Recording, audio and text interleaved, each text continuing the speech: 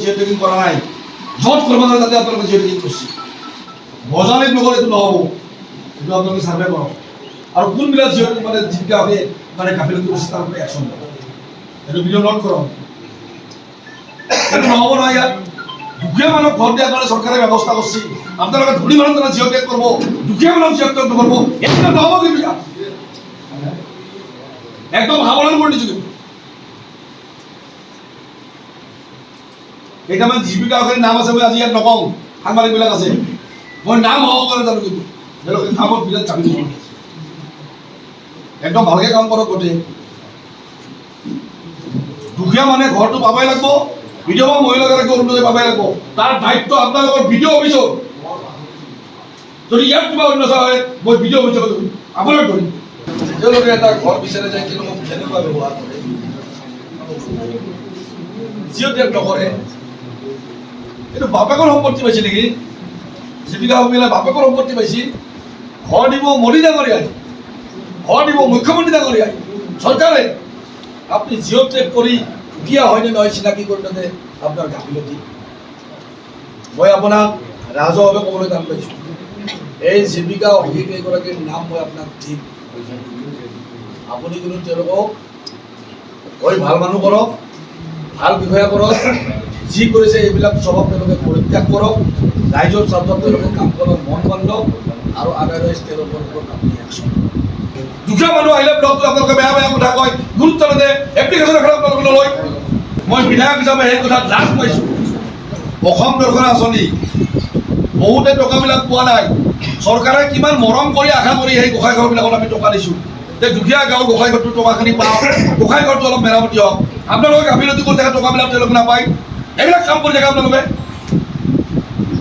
এতিয়াৰ পৰা এইবিলাক নচলিব একদম নচলিব কিন্তু এইবিলাক গাঁৱৰ দুখীয়া মানুহে আশা কৰি মন্দিৰটো বনাইছে টকাখিনি আশা কৰি আছে আপোনালোকে এইখিনি টকা দিয়াত সহায় কৰি দিব ক'ত আপোনালোকে ৰঙা বেচৰতে মানে ফাইলত মেৰপেচ এটা সৃষ্টি কৰিছে তেওঁলোকে টকাটো পায় এইটো বজালী সমষ্টি হয় বজালী ইয়াত সেইবিলাক নচলিব আৰু চলিবলৈ দিয়া নহ'ব লোকেল জেগাত লোকেল চাকৰি পাইছা ৰাতিপুৱা ঘৰত গৰম ভাত আহি কাম কৰিব লাগে ঠিক চাই কাম কৰা আৰু তাকে নকৰে যদি দাদাগিৰি কৰি বহি থাকে যে মোৰে লোকেল মোৰে অফিচ কি কৰোঁ এইটোতো নহ'ব আৰু ছেক্ৰেটাৰীবিলাক সদায় আপোনালোকৰ এবচেণ্ট থাকে কোনো ছেক্ৰেটাৰী পঞ্চায়তত নাযায় আমাৰ মানুহে এখন চহী কৰিবলৈ নাপায় এই ছেক্ৰেটাৰী কি হৈছে এইটো ভিডিঅ' এইটো নহ'ব কিন্তু এমলেকাৰ কায়ো কাম নকৰে আপোনালোকে ইয়াত বহি থাকে গাঁও অঞ্চলত গৈ কোনো ধৰণৰ এম্পাৱাৰমেণ্টৰ কামেই কৰা নাই আপোনালোকে এমলেকাৰ পইচাবিলাক অথলে যাই আছে এনে স্কিম কৰি আছে পাব্লিকৰ মানে বিশ্বাসে নোহোৱা হৈ গৈছে যে এইটো কি পিয়ানাৰী ডিপাৰ্টমেণ্ট মানুহৰ বিশ্বাস নোহোৱা হৈ গৈছে কিয় এইটো হয় অলপতো আপোনালোকে ফিল্ডত যাওক অলপ ভেৰিফাই কৰক মানুহক অন্ততঃ কওক যে কাম অলপ কৰক ফিল্ডত লাগকচোন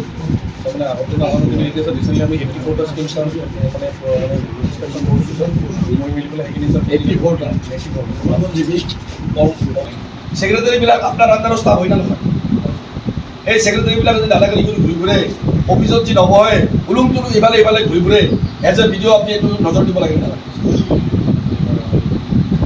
আপোনাৰ বহু ছেক্ৰেটাৰীয়ে চৰকাৰী চাকৰি ৰাজনীতি কৰি ধৰিবই নোৱাৰি ৰাইজৰ দুখীয়া ৰাইজৰ এপ্লিকেশ্যন এখন লোৱাৰ সময় নাই তেওঁলোকৰ এই কাৰ্যালয়ত বহি অফিচত বহি জি পি অফিচবিলাক মৰিয়ালি হৈছে আৰু ক'ৰ ভিডিঅ' এইটো এবাৰ ৰিটায়াৰ হৈ যোৱাৰ পিছত আৰু অফিচ খোলে তাৰমানে মই অলপ অৰ্থ এতিয়া যদি মই এনকুৱাৰী দিওঁ ব্লকটো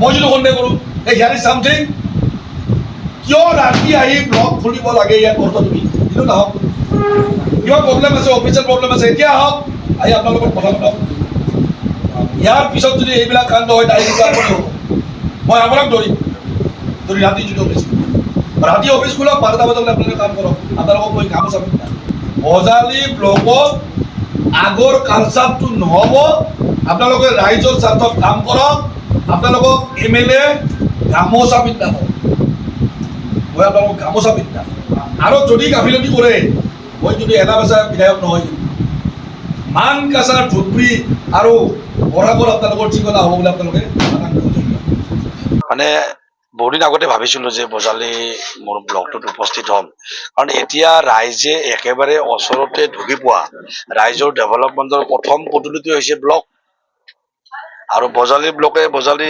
উন্নয়নৰ দায়িত্ব ল'ব লাগিব কিন্তু বজালী ব্লকৰ কাম কাণ্ডৰ ওপৰত মই কিছুমান কথা শুনি আছিলো, মোৰ ভাল লগা নাছিল, মনটো মোৰ বেয়া আছিল, আৰু সেইকাৰণে আপোনালোকে আজি অলপ একশ্যন মুডত দেখিছে। মই একশ্যন মুডতে আহিছিলো। একশ্যন মুডটো মানে বেয়া নহয় যে মোৰ ব্লকটো ভাল হ'ব লাগে, মোৰ ব্লকৰ কৰ্মচাৰীসকল ভাল হ'ব লাগে, তেওঁলোকে ৰাইজৰ কাম কৰাৰ কাৰণে মন বান্ধিব লাগে। গতিকে তেওঁলোকক অলপ প্ৰেৰণা দিওঁ, অলপ তেওঁলোকৰ লগত কথা পাতো, এই ভাবি আচলতে ব্লকলৈ আহিলো। খেলি মেলি মানে এনৰেগাৰ কামবিলাক ঠিকমতে কাম হোৱা নাই, পঞ্চায়তৰ ছেক্ৰেটাৰী বিলাক উপস্থিত নাথাকে, ৰাইজৰ কমপ্লেইন লোৱা মানুহ নাথাকে, গতিকে এইটো মই বেয়া পাই আছো। আৰু সেইকাৰণে মই কৈছো যে বজালীত এটকাৰো দুৰ্নীতি হবলৈ নিদিওঁ, দুৰ্নীতিক পুলি পখালৈ উৎখাত কৰিম, আৰু সেই কথা আজি ভিডিঅ'ৰ সন্মুখত সকলো কৰ্মচাৰীক মোৰ মনৰ কথাখিনি কলো। দালাল ৰাজ বন্ধ কৰিব। দালাল পালে এৰেষ্ট কৰিম মই। এনৰেগাৰ দালালকে ধৰি যি দালাল পাওঁ, দালাল পালে এৰেষ্ট কৰিম আৰু জেললৈ নিক্ষেপ কৰিম। গতিকে ৰাইজৰ অধিকাৰ ৰাইজক গতাই দিম বুলি সংকল্প লৈছো। ৰাইজে মৰম চেনেহ দিছে, আশীৰ্বাদ দিছে, বিধায়ক বনাইছে। গতিকে 24 ঘণ্টা ৰাইজৰ সেৱাত নিজকে আত্মনিয়োগ কৰিম বুলি সিদ্ধান্ত লৈছো। আৰু আজিৰ তাৰিখৰ পিছত মই আশা কৰিছো বজালী ব্লকে ৰাইজৰ স্বাৰ্থত কাম কৰিব। বিডিঅ সম্বন্ধিত যিসকল আমাৰ কৰ্মচাৰী বিষয়া আছে, পঞ্চায়তৰ সভাপতি, কাউন্সিলৰ, পঞ্চায়তৰ মেম্বাৰ, সকলোকে মই অনুৰোধ জনাইছো যে আমি টিম হৈ একেলগে ৰাইজৰ কাম কৰিব লাগিব। এই ব্লকটো 31 নম্বৰ পাইছেগৈ। গতিকে এওঁলোকক কলো মাহৰ ভিতৰত আপোনালোকে এনেকে কাম কৰক, আমি যাতে 3, 4, 5 নম্বৰত আমি আহিব পাৰো। আগতে নম্বৰ আছিল, ভাল পজিশ্যনতে আছিল এওঁলোক, কিন্তু বৰ্তমান আজি মই আৰু কিছু চালো, প্ৰায় এসপ্তাহ মানৰ ভিতৰত কিছু ৰিকভাৰী হৈছে। গতিকে মোৰ বিশ্বাস আছে এওঁলোকে ভাল কাম কৰিলে ব্লকটো ভাল এটা পজিশ্যনত আহি যাব, ৰাইজে সুফল পাব। মোৰ বিধায়ক হিচাপে এটাই আশা যে এনৰেগাৰ যিখিনি টকা আমাক চৰকাৰে ধাৰ্য কৰে গ্ৰামীণ বিকাশৰ কাৰণে, গাঁৱলীয়া মানুহক ডেভেলপ কৰাৰ কাৰণে, এই টকাখিনি যাতে আমি সদব্যৱহাৰ কৰি ৰাইজৰ নামত আমি কামখিনি কৰিব পাৰো, সমষ্টিটো উন্নয়ন কৰিব পাৰো। দুখীয়া যিবিলাক মানুহ আছে তেওঁলোকে ব্লককে আহি মোক ঘৰটো দিয়ক, মোক অৰুণোদয় দিয়ক, মোক ৰেচন কাৰ্ডখন দিয়ক, সকলো দায়িত্ব ব্লকৰে। গতিকে গোটেই দুখীয়া মানুহখিনিৰ আশা ভৰসাৰ থল হৈছে এই ব্লকটো, আৰু সেইকাৰণে ব্লকটোৰ ওপৰত মই নজৰ ৰাখিছো। এই ব্লকটোৱে হেৰুৱা গৌৰৱ ঘূৰাই আনিব লাগিব, এই ব্লকটোৱে ৰাইজৰ আস্থাভাজন হব লাগিব। এই ব্লকক যিসকল দুখীয়া মানুহ আহে তেওঁলোকে ভাবিব লাগিব যে এওঁলোকৰ তাতে মোৰ কামটো হব, মোৰ অৰুণোদয়টো হব, মোৰ ঘৰটো হব, মোৰ ৰেচন কাৰ্ডখন হব। এই বিশ্বাসটো ঘূৰাই আনিবলৈ মই চেষ্টা কৰিছো। ৰাতি আহি বোলে ব্লকটো খোলে, এইটো অভিযোগ এইটো আজি মই তন্নতন্নকৈ প্ৰমাণ কৰি চালো। মানে কিবা তেওঁ 2টা আগৰ চহী বাকী আছিল, মোক নতুন ভিডিঅ ক'লে সেই চহীবিলাক তেওঁ কৰিছে, বাকী তেওঁৰ কোনো ধৰণৰ এভিডেন্স মই নাপালো। আৰু এভিডেন্স পালে মই তদন্ত দিম। কোন পূৰ্বৰ ভিডিঅ' কোন কি এইটো মই কাকো চিনি নাপাওঁ, মই চিনি পাম মাত্ৰ চৰকাৰী দায়িত্ব আৰু কৰ্তব্য আৰু বিষয়া। যদি তেনেকুৱা ধৰণৰ বিষয়া পাওঁ তেওঁৰ ওপৰত মই তদন্ত দিম আৰু চৰকাৰে বিহিত ব্যৱস্থা গ্ৰহণ কৰিব। আৰু আপোনালোকে গমেই পায় মুখ্যমন্ত্ৰী ডক্টৰ হিমন্ত বিশ্ব শৰ্মা ডাঙৰীয়া একশ্যন মুখ্যমন্ত্ৰী, গতিকে পালে একশ্যন ল'ব। অকল এওঁলোকে নহয়, বিধায়কে কাম নকৰিলে বিধায়কৰ ওপৰতো একশ্যন ল'ব, তেনেকুৱা ধৰণৰ মুখ্যমন্ত্ৰী। গতিকে আমি সকলোৱে কাম কৰিব লাগিব। আৰু আপোনালোকক অনুৰোধ জনাইছো, সাংবাদিক বন্ধুসকলক অনুৰোধ জনাইছো, আহ্বান জনাইছো, আমাৰ এই যিটো প্ৰচেষ্টা যে ৰাইজৰ অধিকাৰ ৰাইজক গতাই দিম, দুৰ্নীতিমুক্ত এখন সমাজ বজালীত আমি নিৰ্মাণ কৰিম, সকলো বিষয়া কৰ্মচাৰী যাতে একলগ হৈ ৰাইজৰ পক্ষত কাম কৰে, তেনেকুৱা পৰিৱেশ আমি ৰচনা কৰিম। গতিকে এই কথাটোত আপোনালোকে আমাক সহায় কৰক। আপোনালোকৰ কিবা পৰামৰ্শ থাকিলে আপোনাক দিয়ক, মই সাংবাদিক বন্ধুসকলৰ পৰা তাকে আশা ৰাখো। পূৰ্বৰ সেই ভিডিঅ' গৰাকীৰ কি নাম আছিল, কেতিয়া কিবা জনাইছে? না মই স্পেচিফিক কেতিয়া আহিছে নাজানো, কিন্তু আহা বুলি আমাৰ কৰ্মচাৰীসকলে ক'লে। তেওঁ চহীবিলাক 2টা আগৰ চহী বাকী আছিল, এই চহীখিনি কৰি এওঁলোকৰ যিখিনি পেণ্ডিং কাম আছিল এই কামখিনি কৰাত তেওঁ সহায় কৰি দি গৈছে। তেওঁৰ সময় নাছিল, এটা বেলেগ ব্লকত তেওঁ দায়িত্বত আছিল, গতিকে ৰাতি আহি তেওঁ চহীখিনি কৰি গৈছে। বাকী কোনো ধৰণৰ বেড এলিমেণ্টছ মই পোৱা নাই, মই তন্নতন্নকৈ চালো আৰু মই এইটো ক্ষিপ্ৰতাৰে মই চাই আছো। যদি কিবা থাকে মই আপোনালোকক জনাম। আপুনি বিচৰা বাতৰি পাব কেৱল নিউজ 18 এপত। নিউজ 18 এপ ডাউনলোড কৰিবলৈ স্কেন কৰক এই QR কোড। গুগল প্লে ষ্টৰতো পাব এই নিউজ 18 এপ।